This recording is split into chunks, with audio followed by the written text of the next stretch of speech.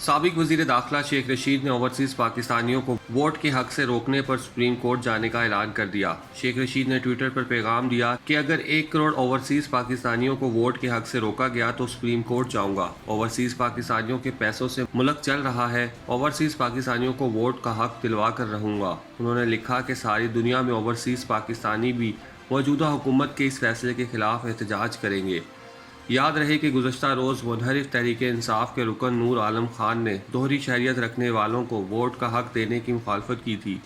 नूर आलम ने कहा कि जो बैरून मुल्क पाकिस्तानियों को वोट का हक देने का बिल लाया गया था उसकी हिमायत करेंगे। दोहरी शहरियत वालों को इलेक्शन लड़ने की हिमायत नहीं करेंगे। दोहरी शहरियत वालों को वोट का हक देने के हामी वो हैं जो लीडरों को चंदा देते हैं। वफाकी वजीर कानून आजम नज़ीर तारड़ ने कहा कि ये बिल इंतखाबी इस्लाहात कमेटी को भेज दिया जाए, जिसके बाद बिल को इंतखाबी इस्लाहात कमेटी को भेज दिया गया। शेख रशीद ने एक और ट्वीट में लिखा कि हिंदुस्तान के साथ तजारत करने का मौजूदा हुकूमत का एजेंडा हिंदुस्तान के 5 अगस्त के आर्टिकल A35 और 370 के नापाक फैसले की हिमायत के मुताबिक है, जिसे पाकिस्तानी और कश्मीरी कौम किसी भी कीमत पर कबूल नहीं करेगी।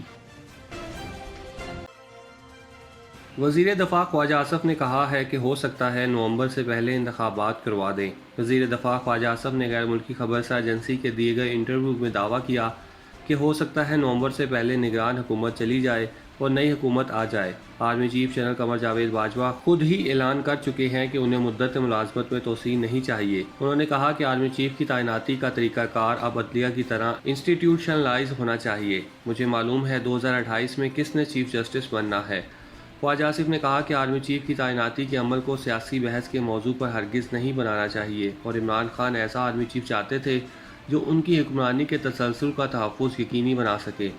उन्होंने कहा कि अगर लेफ्टिनेंट जनरल फैज़ हमीद का नाम सीनियरिटी लिस्ट में हुआ तो बिल्कुल गौर किया जाएगा।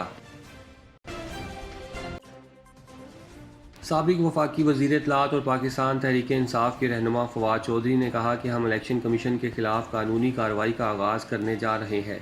पाकिस्तान तहरीक इंसाफ के रहनुमा फवाद चौधरी ने मीडिया से गुफ्तगू करते हुए कहा कि चीफ इलेक्शन कमिश्नर नून लीग में कोई ओहदा ले लें, हम इलेक्शन कमीशन के खिलाफ कानूनी कार्रवाई का आगाज़ करने जा रहे हैं।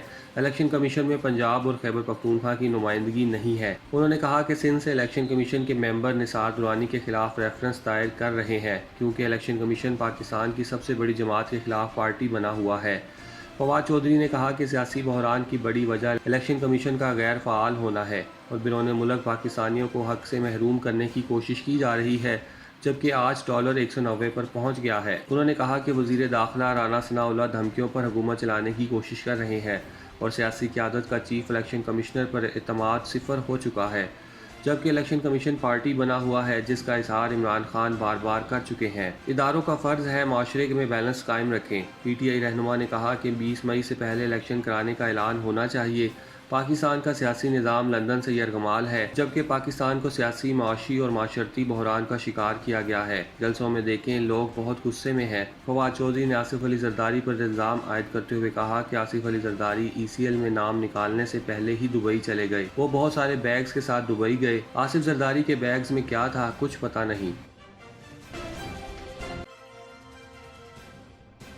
अमरीकी डॉलर की ऊंची उड़ान रुक न सकी। रुपए के मुकाबले में डॉलर 190 रुपये की बुलंद तरीन सतह पर पहुंच गया, जबकि पाकिस्तान स्टॉक एक्सचेंज में भी मंदी का रुझान देखा जा रहा है। कारोबारी हफ्ते के तीसरे रोज़ रुपए के मुकाबले में डॉलर की कदर में 1 रुपया इजाफा देखा गया, जिसके बाद डॉलर ने तारीख की बुलंद तरीन सतह हासिल कर ली है। कबल अज़ीं 1 अप्रैल को सियासी इंतशार के सबब डॉलर 188 रुपये 25 पैसे पर पहुंचा था। कराची इंटरबैंक मार्केट में डॉलर 190 रुपये 10 पैसे की रिकॉर्ड सतह पर आ गया है। रवां माह वज़ीर आज़म शहबाज शरीफ के दौरा सऊदी अरब के दौरान सऊदी वली अहद शहज़ादा मोहम्मद बिन सलमान ने मौजूदा मुआशी बहरान से निमटने के लिए पाकिस्तान की नई हुकूमत की मदद के लिए 3 अरब डॉलर के कर्ज की मुद्दत में तोसी पर बात करने पर इत्तफाक किया था। ताहम अभी तक इन मुज़ाकरात से मुतल्लिक कोई ठोस तफसीलात सामने नहीं आई।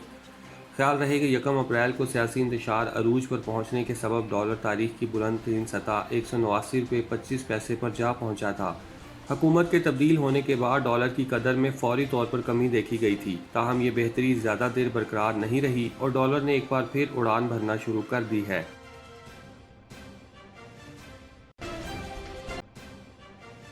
ترجمان امریکی محکمہ خارجہ نیڈ پرائس کا کہنا ہے کہ عمران خان کے الزامات بے بنیاد ہیں، پاکستان کے ساتھ تعلقات کی قدر کرتے ہیں۔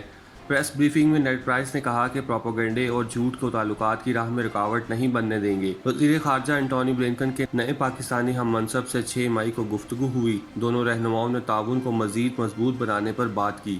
نیڈ پرائس نے بتایا کہ امریکی وزیر خارجہ نے بلاول کے ساتھ ٹیلی فونک رابطے میں 2 طرفہ تعلقات کے فروغ پر زور دیا۔ دونوں رہنماؤں نے باہمی اقتصادی تعلقات، تجارت، سرمایہ کاری سے متعلق تعاون پر بھی زور دیا۔ وزیر خارجہ انٹونی بلنکن اور بلاول میں توانائی، صحت اور تعلیم سے متعلق امور پر بھی تبادلہ خیال ہوا۔ ترجمان نے کہا کہ پاکستان اور امریکہ کے وسیع البنیاد اور 2 طرفہ تعلقات ہیں۔ مائیکروسافٹ کے بانی بل گیٹس کا کرونا ٹیسٹ مثبت آ گیا۔ ٹویٹر پر کرونا کے بارے میں بتاتے ہوئے بل گیٹس نے کہا کہ معمولی علامات ہیں لیکن خود کو قرنطینہ کر لیا ہے۔ انہوں نے کہا کہ میں خوش قسمت ہوں کہ مجھے ویکسین لگائی جا چکی ہے اور مجھے ٹیسٹنگ اور بہترین طبی دیکھ بھال کی سہولت ہے۔ انہوں نے مزید لکھا کہ گیٹس فاؤنڈیشن آج 2 سالوں میں پہلی بار اکٹھے ہو رہی ہے اور میں خوش قسمت ہوں کہ ٹیم میں شامل ہو کر ان کو دیکھ کر سب کا شکریہ ادا کر سکتا ہوں۔ ہم شراکت داروں کے ساتھ مل کر کام جاری رکھیں گے اور اس بات کو یقینی بنانے کی ہر ممکن کوشش کریں گے کہ ہم میں سے کسی کو دوبارہ وبائی مرض سے نمٹنا نہ پڑے۔ بل گیٹس نے چند روز قبل ہی انسٹاگرام پر ایک پوسٹ شیئر کی تھی جس میں انہوں نے کرونا وائرس کے بعد آنے والی نئی وبا پر لکھی گئی کتاب سے متعلق آگاہ کیا تھا۔ انہوں نے کہا تھا کہ یہ کتاب زندگیاں بچانے والے ڈاکٹر پال فارمر کی یاد میں ہے جنہیں طبی خدمات انجام دینے والوں میں تقسیم کیا جائے گا۔ ایک انٹرویو میں بل گیٹس کا کہنا تھا کہ کرونا وائرس فیملی سے تعلق رکھنے والے مختلف پیتھوجن سے نئی وبا پھیل سکتی ہے جن سے کرونا کی وبا نے دنیا پر حملہ کیا ہے۔ تب سے بل گیٹس وبائی امراض سے بچاؤ کے اقدامات، خاص طور پر غریب ممالک کے لیے ویکسین اور ادویات تک رسائی کے لیے ایک آواز بلند کرتے ہیں۔ گیٹس فاؤنڈیشن نے اکتوبر میں کہا تھا کہ وہ کم آمدنی والے ممالک کے لیے منشیات بنانے والی کمپنی مرک کی اینٹی وائرل کووڈ-19 کی گولی کے عام ویژن تک رسائی کو بڑھانے کے لیے $120 ملین خرچ کرے گی۔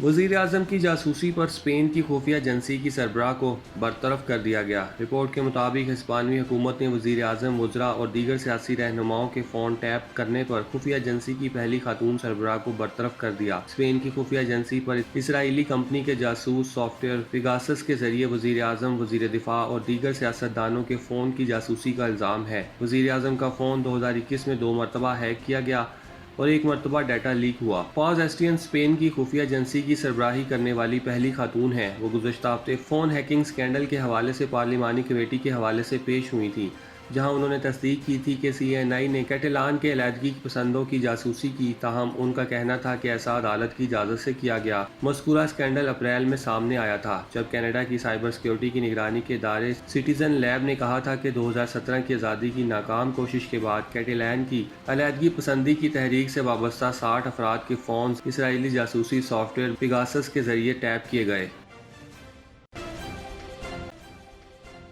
اسرائیلی فورسز کی مغربی کنارے میں فائرنگ سے الجزیرہ ٹی وی کی خاتون رپورٹر شہید ہو گئی۔